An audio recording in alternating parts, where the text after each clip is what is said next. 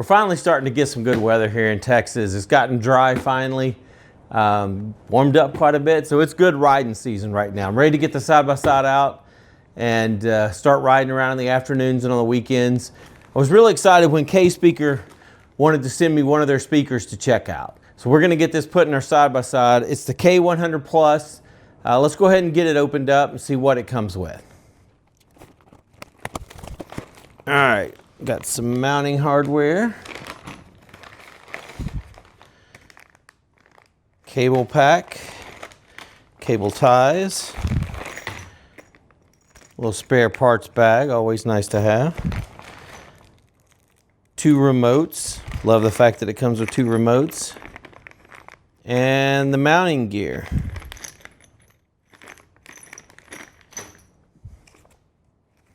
Of course, the instruction manual. We'll see if we need that or not. This is a very nice unit. Very clean looking. Let's get this shrink wrap off of here.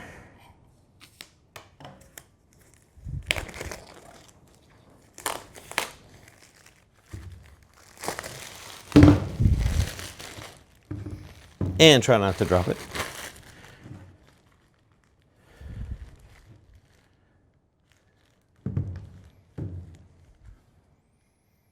Very nice. See on this side, you've got all of the connections. You got a power connector there. You got the connection for the aux in and aux out. That's even kind of cool. And you've got a USB connector. Very nice. Then we flip it around to the other end and you've got your control panel. Man, I love the silver, I love the chrome look there on the front. That looks really nice. All right, I'm impressed with overall how this thing looks, but now we need to get it mounted. We need to get it put in the side-by-side and check this out. It is crazy windy today, so we'll see if we're gonna go outside and do the install or if we're gonna do it in here, but either way, we're gonna get this bad boy installed and see how it works. All right, so the way these brackets work, this piece of the bracket goes into one of these holes. You've really got a few different ones you could use here. You're gonna secure that in with a screw and a washer. And then this is the top piece that goes on the top of your roll cage. And then you're gonna put the longer screws, with a washer of course, down in there and screw it in, and that's gonna be what's around your roll cage. Now it did include some rubber pads there you can put around to help provide a good friction fit and also keep you from scratching up your roll cage. But first thing we need to figure out is which of the 4 holes on each side is going to fit our roll cage. You see there, once we get over there, you'll see there's some things that mount the roof to the roll cage, so we're going to have to work around those. So let's get over there and take a look. All right, as I mentioned, here's the mounts I was talking about, so we're going to have to work around those. And if I hold this up here, it looks like the most outside. And again, I'm just looking again at those holes to see where to put it. Yikes, the second one may be tight. I could probably put it on the 2 interior ones that hang them both right here, but I think it'll give it a little more stability having it on the outside. So I am gonna work on that and try to put it on the far outside screws. So we got the 2 right here. And again, we're going in the outside screws. Gonna take one of the screws and a washer, drop it in there. And we don't have to have 100% perpendicular. You don't wanna have to get out of square or anything, but you do want it pretty much square because again, at least for me, my roll cage is straight. There's nothing bent on it. There's not like a curve. And we'll do the second one here. Again, you do want these pretty tight because this is going to be holding your sound bar up. And you know, when you're out on the trails or anywhere, there's going to be a lot of vibration going on. So you're going to make sure you got these good and sturdy. Okay. So now, as I mentioned, we got these 2. Just need to put some washers in there. And we'll drop these down from the top of the roll cage and be good to go. Like I said, I think just about there is gonna be about perfect. I got some rubber pads we're gonna put in there. Part of the problem is trying to hold this thing up. So what I'm gonna do is use a ratchet strap in the very middle here.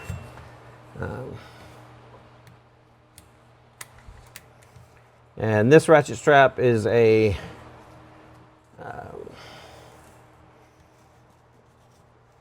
one that I can use with one hand, so it makes it easy to tighten. So we're gonna get this in here and up about where we want it, and be able to tighten this up. All right. I'm not completely centered. There we go. And as I mentioned, there are rubber pads that go in the bottom part as well as the top part. So I'm gonna get those installed. Now we've got the top brackets to put on. And same thing here, we're gonna put a little rubber pad in there just to make sure it gets a good grip on the roll cage.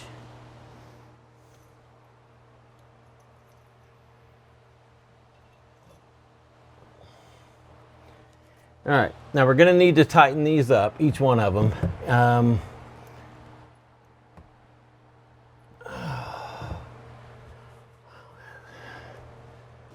All right, well, I'm gonna show you my mistake. I put these in, I did not test it first. There are longer screws, and those are actually the ones that I'm gonna need.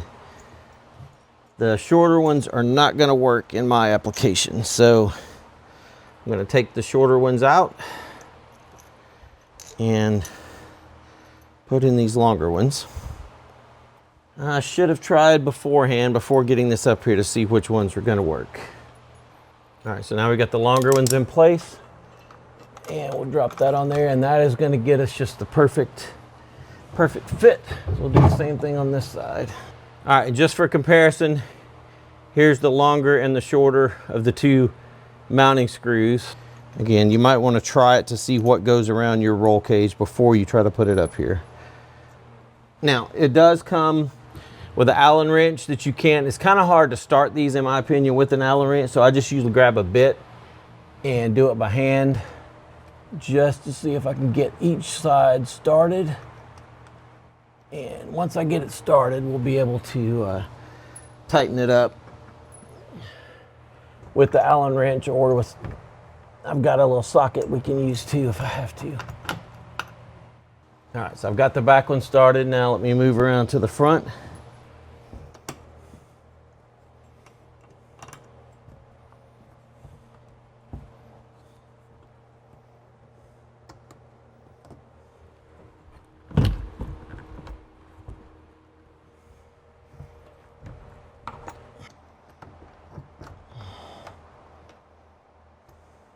And once we get it started, we're going to try to use the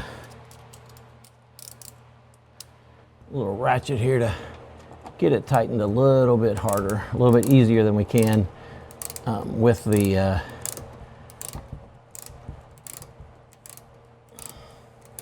included Allen wrench.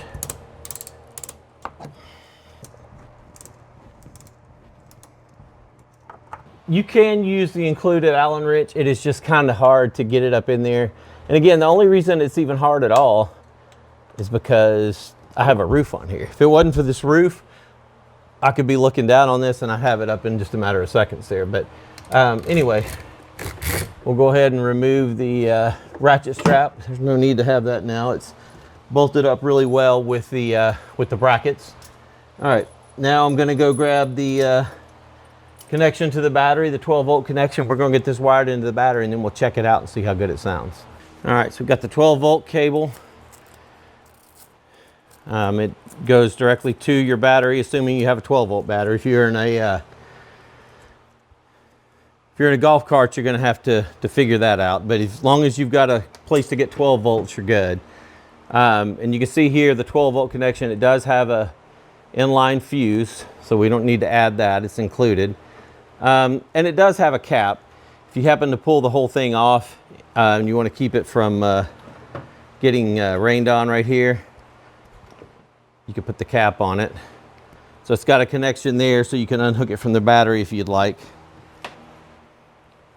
All right, and here is the battery connection. So we're going to run this up here, run it back and down. My battery is under the rear passenger side, so we're going to run this real quick.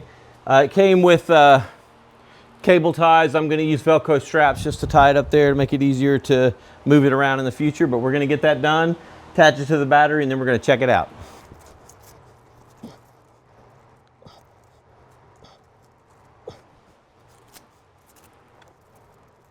We got it ran down here, got the cover off the battery. So we're just going to go ahead and take this out, and as I mentioned, we're going to go black to black.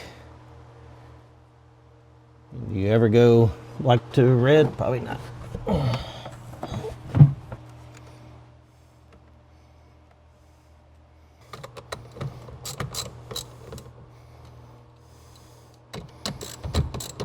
Like I said earlier, this has an inline fuse. If it did not, you would need to add a fuse, but they take care of that for you.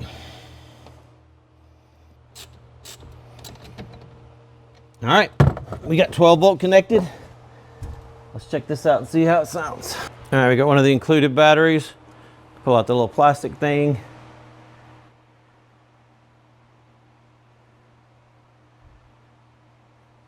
Sorry, pushed it too quick.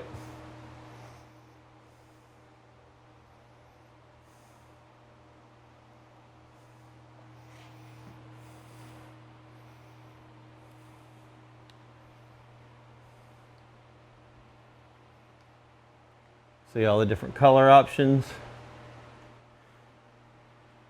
You hit mode to change the light mode.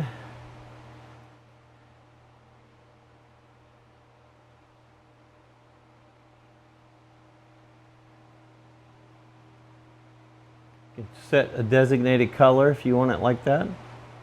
Be careful with blue, you might get pulled over.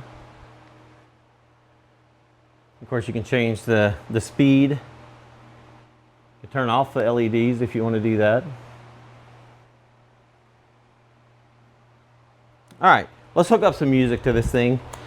My Bluetooth device is the phone I'm filming on, so I'm going to run inside and grab a Bluetooth laptop, and then we can play some music from that real quick. Going to connect to Bluetooth. It sees it here on my device just fine. All right, and now I'm going to switch over to GarageBand. You know, Amazon will not let me play copyrighted or even non-copyrighted music. So you likely will not be able to hear this if you're seeing this on Amazon. I'm going to zoom in a little bit so you get a better view of the speaker while the music is going there. All right, this is a little song I made on GarageBand. Let's just see what it sounds like.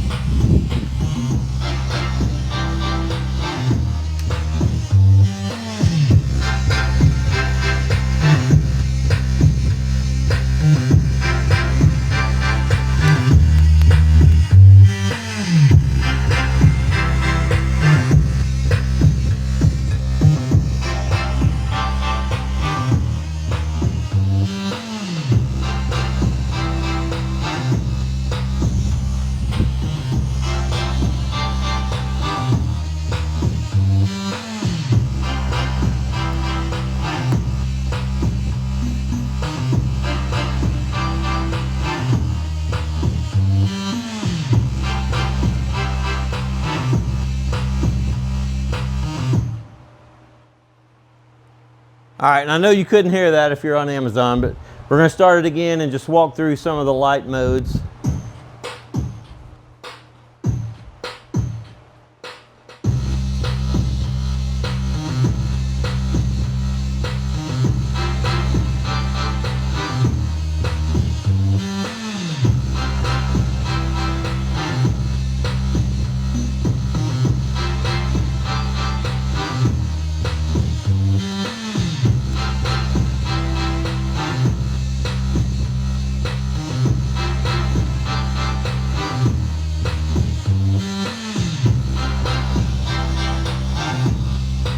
All right, first impression, I really like this K100 speaker from KSpeaker. Comes with 2 remotes. Got everything available on the side panel there too, if you'd rather control it that way. Sounds phenomenal. I really like the lights. You can really see the passive radiator and the sub pumping there when that bass is hitting. It just sounds amazing. It looks great.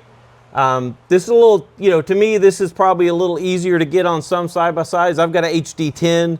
One of the bigger ones now, they do have an HD11, but HD10 was pretty wide. If you got a smaller SUV, you may not be able to get a really wide sound bar in there. This one would probably go perfect. Look at the specs and make sure it's going to work for your unit, but it fits on just about any size bar. I've got a fairly large roll cage here and it bolted right in. I had to use the bigger screws, but it did bolt onto it. And I mean, it's solid. It is not going anywhere. Really impressed with this unit. Phenomenal sound, great looks. I don't think you can go wrong with this. I like the chrome look on the front there. So if you're looking for a sound bar for your UTV, your 4-wheeler, your golf cart, your boat, just about anything, check this out. I think you'll be happy with it. It's got 3.5 millimeter inputs and outputs. You can stick a USB stick in there if you have one. It's really a great option to do that. You think, oh, well, I can just sync music from my phone, which is great if you've got it downloaded. But if you're using Apple Music or Amazon Music or something like that, you may not be able to get to it where you are. We ride a lot of places where we don't have a good cell signal. So if it's not downloaded on the phone, we're not going to be able to play it. But having music on a USB stick takes that completely out of the picture, and you're not needing to run the battery down on your phone.